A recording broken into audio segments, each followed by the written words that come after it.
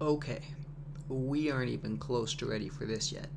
This might be a 5-part video. Where do we begin? Well, not there. Here's where we begin. I'm going to start off by looking for, okay, I want to keep this. So let's go between 0 and 2 pi. Now, what does 0 and 2 pi mean? It means between there. Now, we're going to find a bunch of different answers, but instead of getting all complicated and crap like this, let's just look for where does sine x equal, so I'm going to solve for x from 0 to 2 pi. Where does sine x equal? Let's go 1 over root 2. Because I know that sucker. It's an exact answer. Okay, now where does it equal that? Okay, I'm going to say okay about 300 times. It equals that in 2 different places. This is where x is equal to 45 degrees, or pi by 4. Okay, beauty. X is pi by 4. Now, that's not really x, though.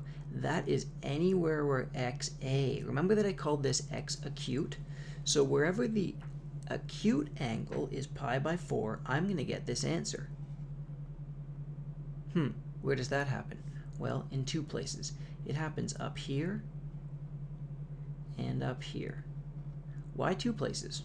Well, because here the acute angle is pi by 4. And here the acute angle is pi by 4.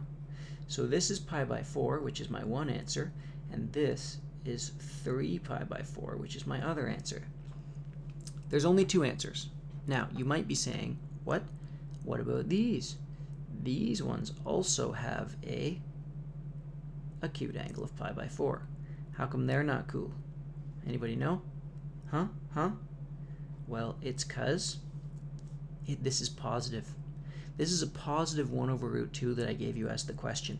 Forget about this question.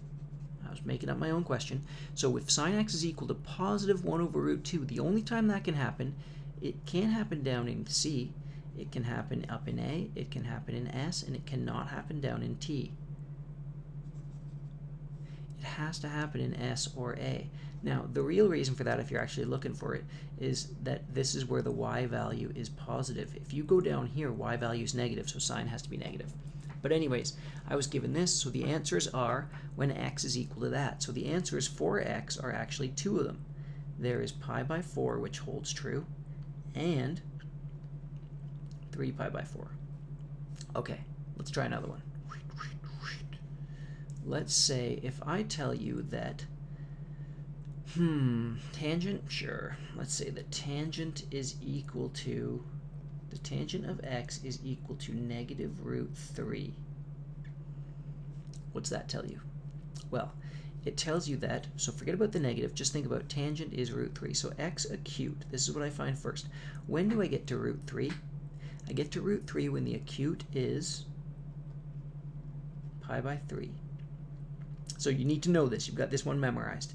Now, where, though, is it negative?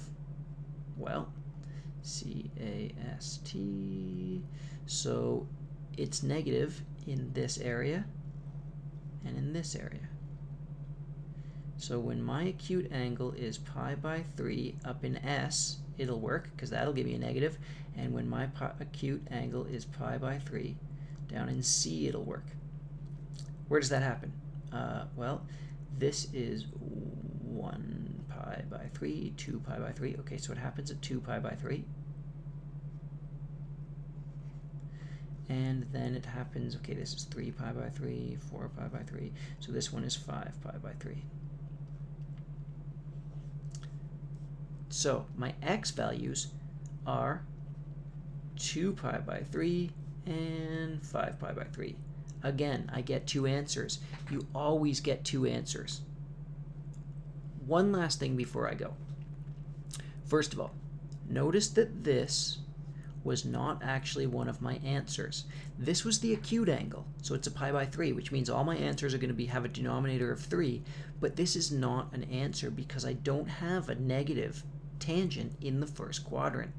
It has to be in this quadrant and in this quadrant, the S and the C quadrants. So then I go to find out what my answers were. Now, where is sine positive? because I haven't gone over this.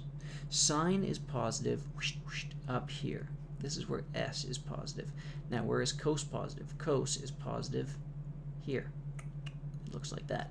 And tan is positive there. So up in this quadrant and this quadrant. But you know that from cast anyways. C is positive there and in all. S is positive in S and in all. And T is positive in T and in all.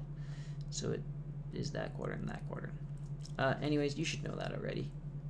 That's how you solve basic answers. If sine x is equal to positive 1 over root 2, I get my acute and I find my two answers. If tan x is equal to negative root 3, I get my acute and I find my two answers, which might not necessarily be the acute, but have the same denominator.